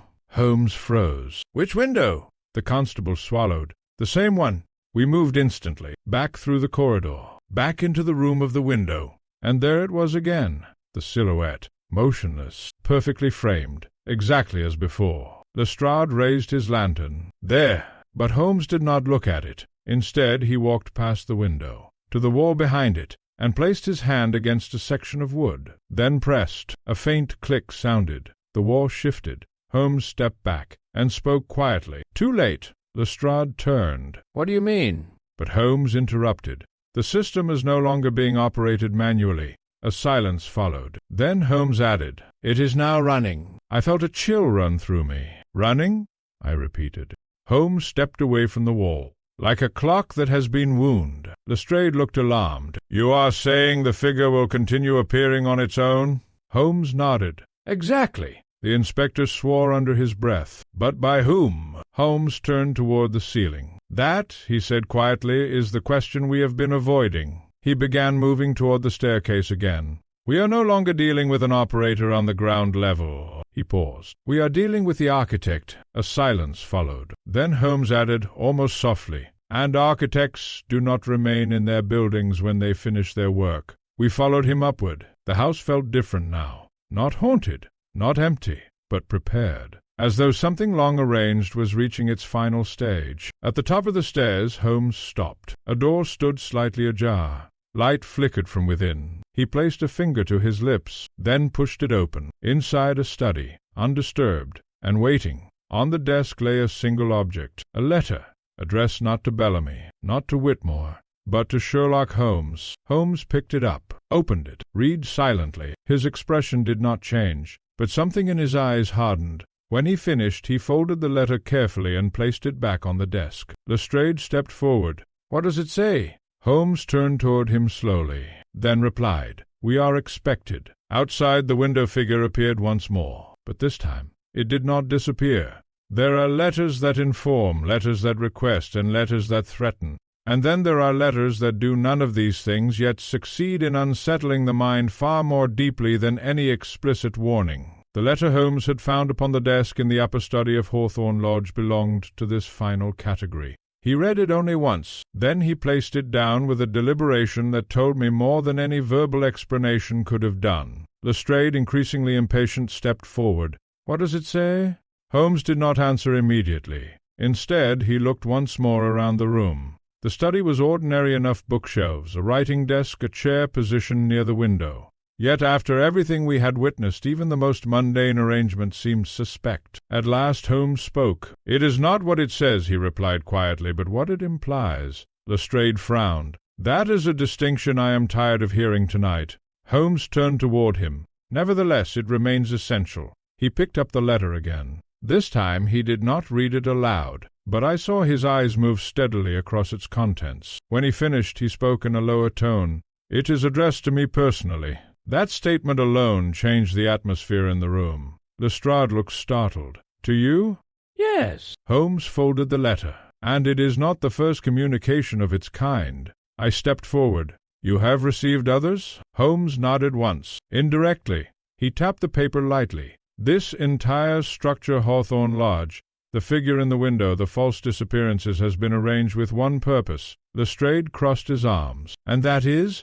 Holmes turned toward the window. For a long moment he said nothing. Outside the night had deepened further. The gaslight from the street below cast faint amber reflections across the glass, and there, framed within it, the silhouette appeared once again, watching. But Holmes did not acknowledge it. Instead he spoke softly. To draw me here, a silence followed. Even Lestrade seemed momentarily uncertain how to respond. "Holmes," I said carefully, "that seems improbable." Holmes gave a faint, almost tired smile. "On the contrary, Watson, it is the most probable explanation we have encountered thus far." He moved away from the window. "This is not a random haunting, nor a local deception, nor even a simple criminal enterprise." He paused. "It is a design." Lestrade exhaled sharply. "And you are at the center of it?" Holmes inclined his head slightly. "Apparently so." I studied him carefully. There was no vanity in his expression.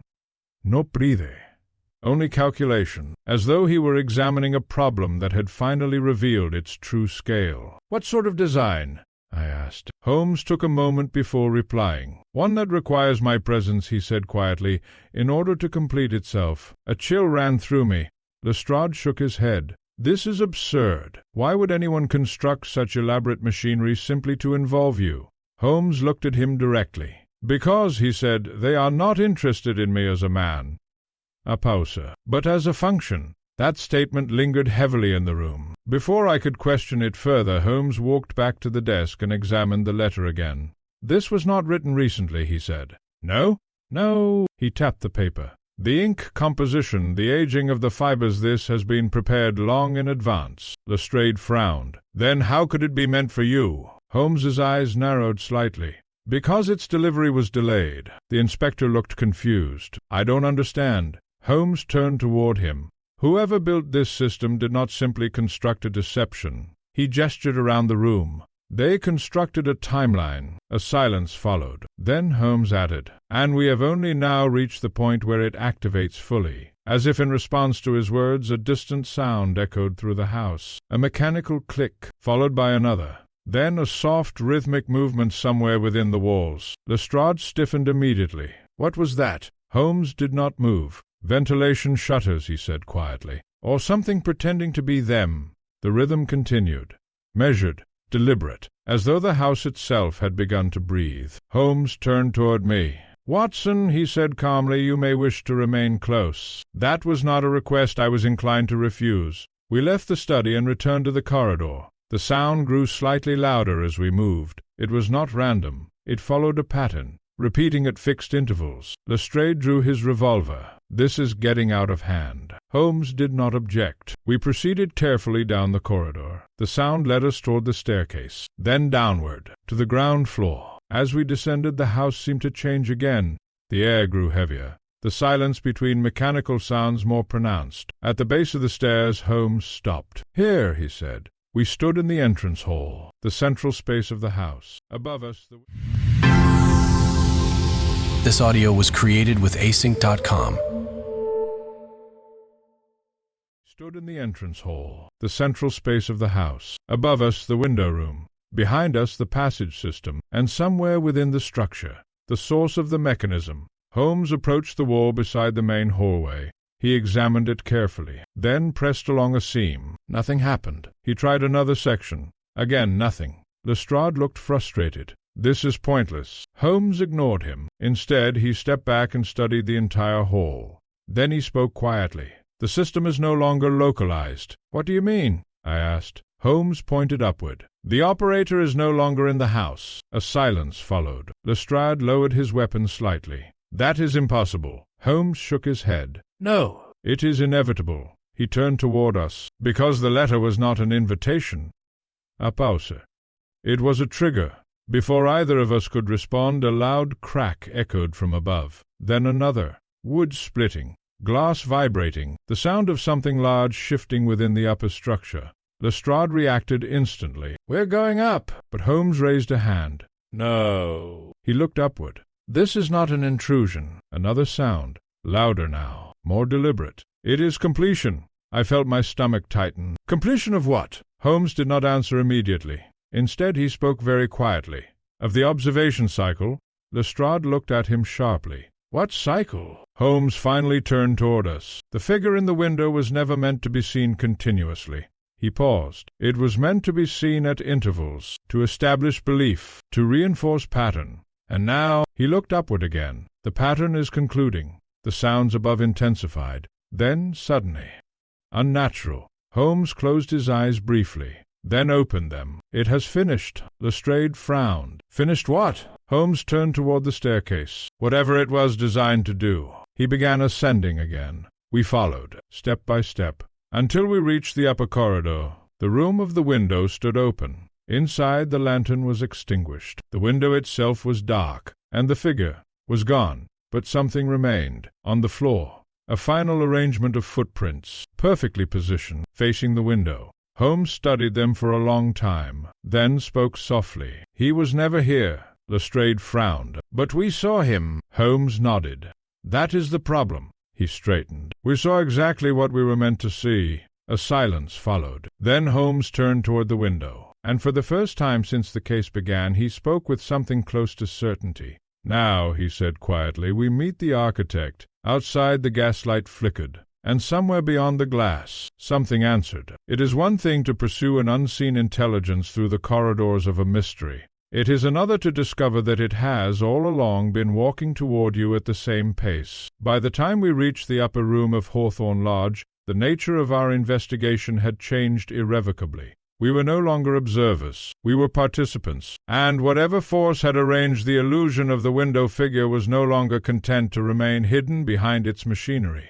The room stood in silence, the window dark and empty, the dust upon the floor disturbed in its familiar patterns. And yet everything felt different, not because something had changed visibly, but because something had ceased pretending. Holmes stepped into the room first. He did not speak. He did not examine the window. Instead, he walked directly to the center of the room and stood perfectly still. Lestrade followed, revolver still in hand. I remained slightly behind them, observing. There are moments when Holmes's stillness is more expressive than any action. This was one of them. After nearly half a minute, he spoke. "You may come forward now." The words were not addressed to us. Lestrade frowned. "To whom?" Holmes did not turn. "To the person who has been listening since we entered the house." A silence followed. Only the faint creak of old wood responded. Then, from somewhere beyond the room, a sound, not a step, not a movement of urgency, but a controlled, deliberate presence becoming aware of itself. Holmes nodded slightly.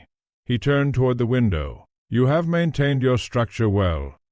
A pause. "But it is no longer necessary." Lestrade looked increasingly unsettled. "Holmes, what are you doing?"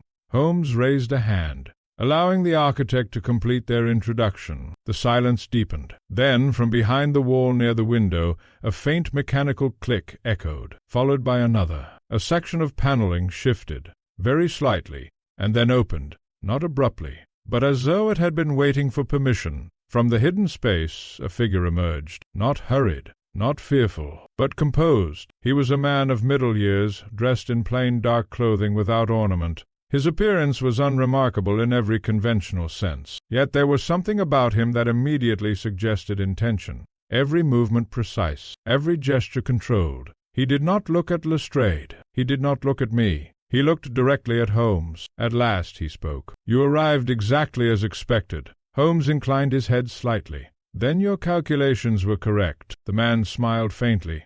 Lestrade stepped forward sharply. "You are under arrest." The man did not react. Instead, he continued addressing Holmes. "You have followed the pattern well." Holmes replied evenly. "You constructed a good one." A brief silence followed. Then the man gestured toward the window.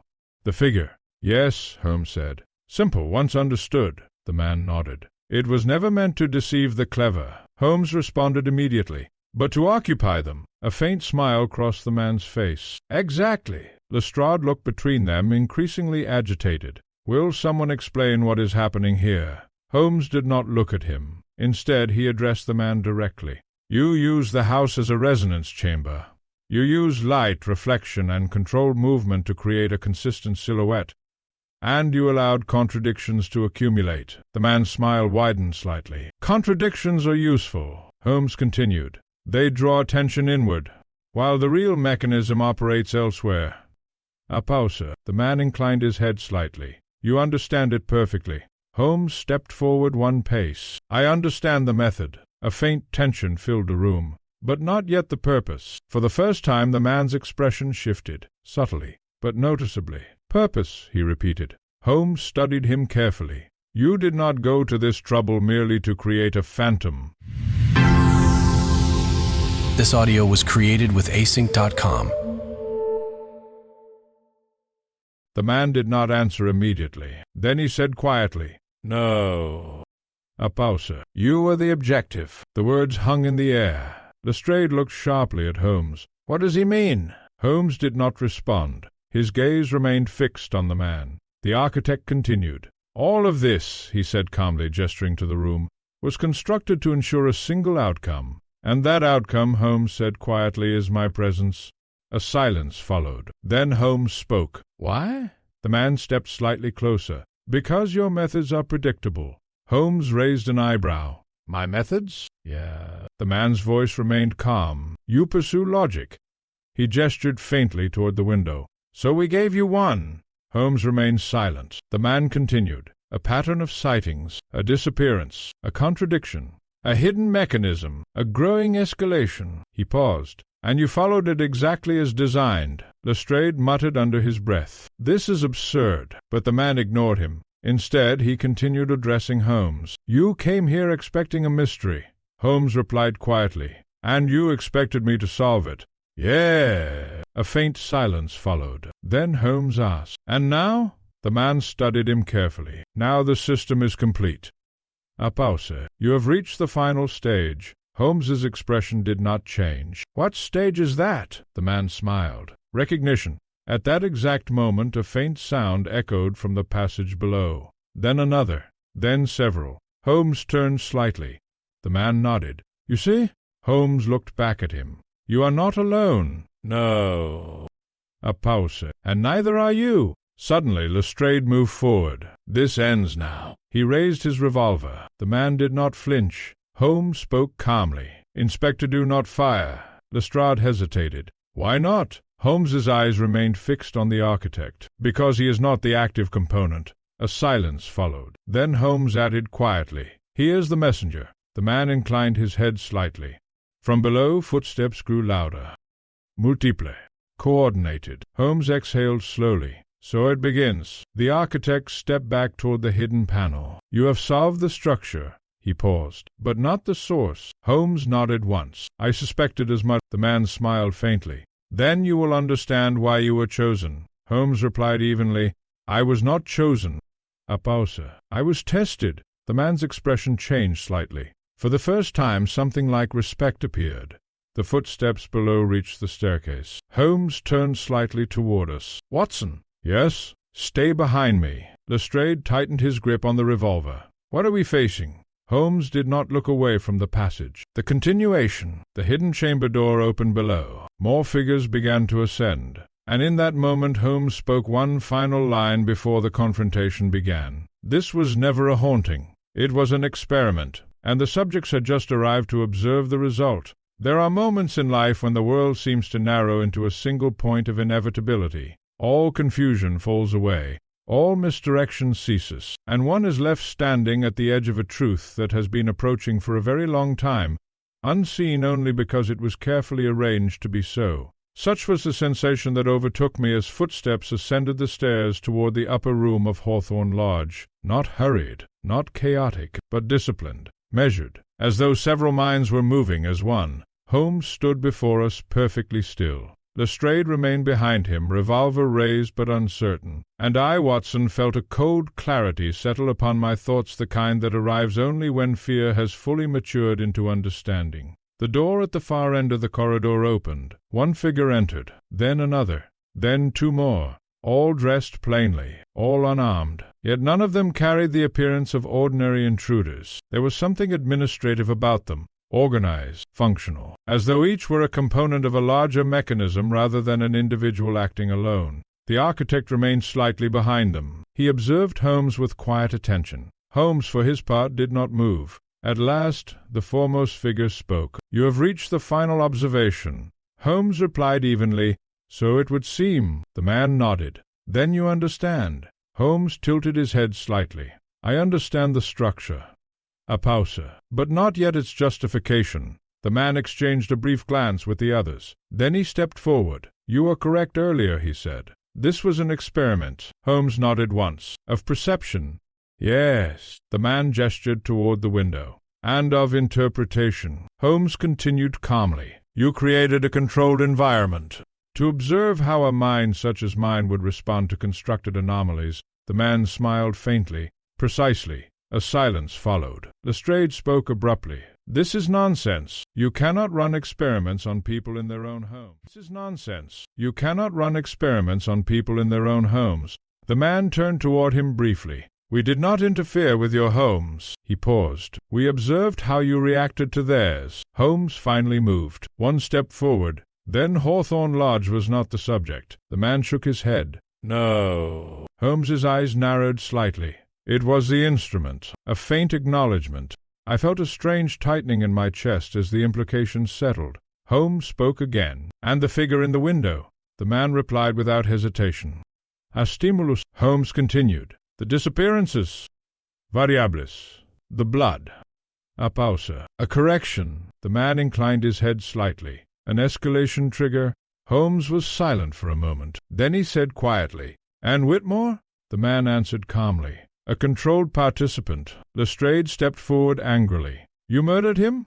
The man did not react. Death is a conclusion, he said, not always an objective. Holmes raised a hand slightly, stopping Lestrade from advancing further. Inspector, he said quietly, that answer is deliberate ambiguity.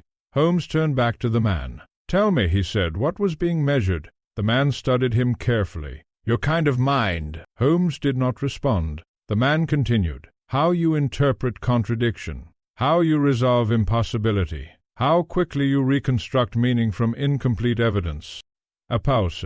And how far you are willing to go before rejecting your own reasoning. Holmes nodded slowly. And I passed. The man hesitated. For certain definitions of past. Holmes's expression remained unchanged. Which are? The man stepped closer. That you followed the structure to its conclusion. Holmes replied instantly. And what conclusion did you expect? The man smiled faintly. That you would arrive here.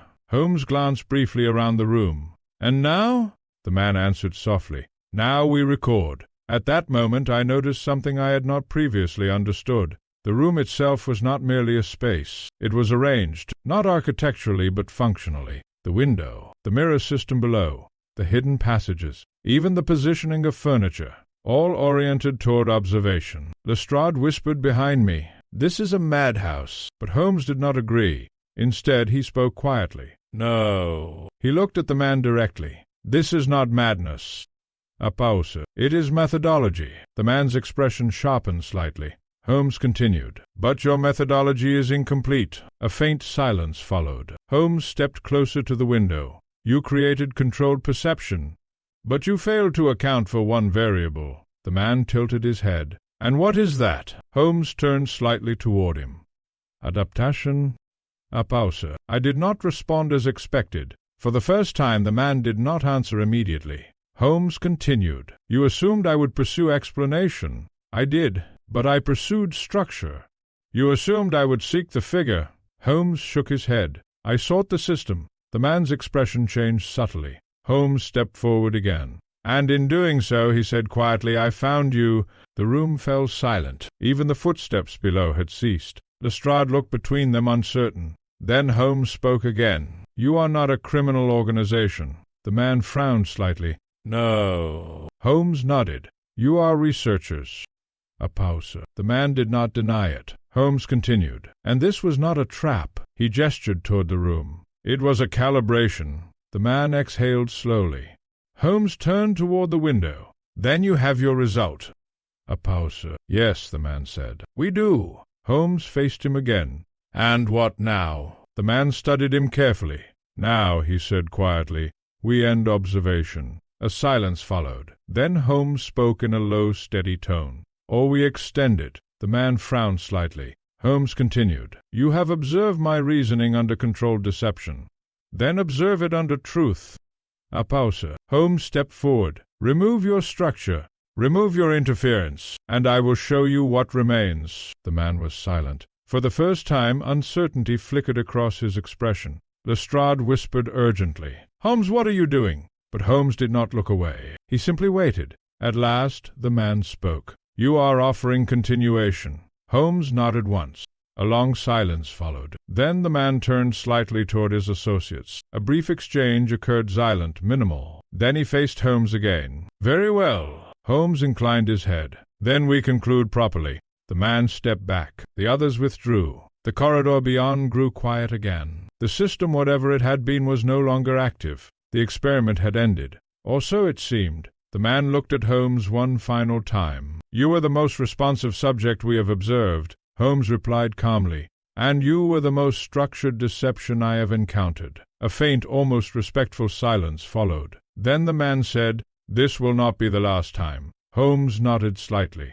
"No, it will not." The man turned and departed. The corridor beyond emptied, and silence returned to Hawthorne Lodge. Lestrade lowered his revolver slowly. "What in God's name was that?" Holmes did not answer immediately. He walked toward the window and looked out. The gaslight below flickered. The street was empty. Finally he spoke. "An experiment," he said quietly, "that failed to account for the observer. I stepped closer. And now?" Holmes turned slightly. "Now they understand something they did not expect." Lestrade frowned. "What is that?" Holmes's eyes darkened slightly. "That observation changes the observed." A pause. "And they have just been observed." A long silence followed. The case, in its visible form, had ended. But as I looked once more at the empty window, I could not escape the feeling that something larger had only just begun. And Sherlock Holmes, for once, seemed to agree. It is a strange thing to end a case not with resolution but with departure. The men who had orchestrated the affair at Hawthorne Lodge did not flee in panic, nor were they seized in dramatic arrest. They simply withdrew quietly, methodically, as though concluding a demonstration that had served its purpose. And yet, in the hours that followed, I could not escape the sense that nothing had truly ended at all. Holmes remained in the upper room long after Lestrade had taken his men downstairs. The inspector, still bewildered and visibly irritated by the absence of conventional answers, left shortly after midnight with a promise to report something intelligible if such a thing exists in this affair. Holmes did not respond to that remark. He stood instead at the window, observing the street below. The gaslight had softened. The rain had ceased entirely, and London, as always, continued its indifferent rhythm, unaware that within one of its older houses an entire system of deception had just dissolved. At last I spoke.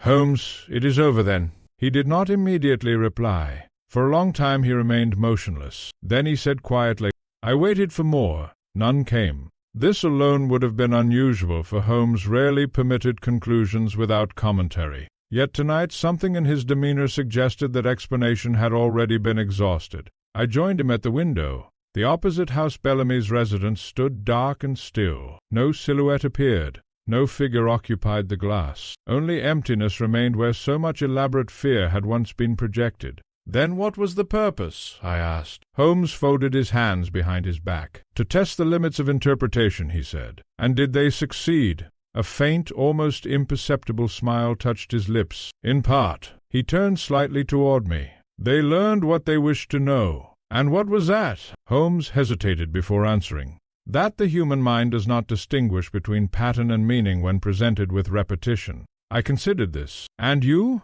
Holmes looked back out toward the street. "I learned something else." I waited. He continued quietly, "That those who study observation are not always interested in truth." A silence followed. The fire in the hearth had nearly died. The room was lit only by a single lamp, casting long shadows across the furniture. After a time I asked, "Will they return?"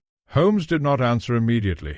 When he did, his voice was lower than before. "They never left." I frowned. "I don't understand." Holmes turned toward me. "They were never a group confined to Hawthorne Lodge." A pause. "We encountered a branch of a larger discipline, and that discipline continues elsewhere." The implication settled heavily in the room. "Then we have accomplished nothing," I said quietly. Holmes shook his head. "Oh, no, Watson. That is not correct." He stepped away from the window. "We have accomplished something quite significant." "And what is that?" Holmes extinguished the lamps slowly. For a moment, darkness filled the room. Then, as his voice came from the dim light of the dying fire, he said, "We have confirmed that they are watching." A silence followed. Outside, London remained unchanged. Yet within me something had shifted permanently. In all previous cases, Holmes had unraveled deception until only truth remained. But here, truth itself felt unstable, layered, conditional, observed rather than revealed. The next morning, Hawthorne Lodge was empty. No trace remained of the hidden chamber beyond what we had already uncovered. The mirror system had been dismantled, the passage left open but inert. The house itself had returned to silence, as though it had completed its function and no longer required attention. Lestrade later informed us that no official explanation would be recorded beyond unusual architectural alterations and unresolved intrusions, a convenient phrase for an inconvenient reality. Holmes received the report without comment. Days passed, then a week. London returned to its familiar state of disordered calm. But Holmes did not. He remained unusually contemplative, not troubled precisely but attentive in a different way, as though part of his attention had been permanently redirected beyond the immediate world. One evening, as we sat together in Baker Street, I asked him a final question. "Holmes, what do you believe they saw in you?" He considered this carefully, then replied, "A method." I frowned. "And what will they do with it?" Holmes stirred the fire gently with the poker. "Either attempt to replicate it," he said, "or attempt to counter it." A pause. Both outcomes are instructive. I leaned back in my chair. "And Hawthorne Lodge?" Holmes was silent for a moment. Then he said, "That was not the end of the case." I looked at him sharply. "What do you mean?" Holmes rose and walked to the window. Outside, London stretched endlessly beneath the night sky. Gaslights flickered like distant thoughts. He spoke quietly. "It was the beginning of their awareness." A pause. "And of ours." I understood then that Holmes did not consider the matter concluded, only expanded. For him the case had not ended in victory or defeat. It had ended in recognition. That somewhere in the structure of human reasoning itself, there existed those who studied not crimes but perception, and that such observers would not see simply because they had been seen. As the night deepened, Holmes returned to his chair. He picked up his violin but did not play. Instead, he held it absently, as though considering a note not yet written, and I realized then that this case would not be recorded like the others, not as a closed chapter of detection, but as something far more unsettling, a reminder that sometimes the most dangerous mystery is not the one we solve, but the one that learns from being solved. And as I close this record, I cannot help but wonder whether, somewhere in London or beyond it, another window has already begun to glow at midnight, and whether someone somewhere is once again observing the observer.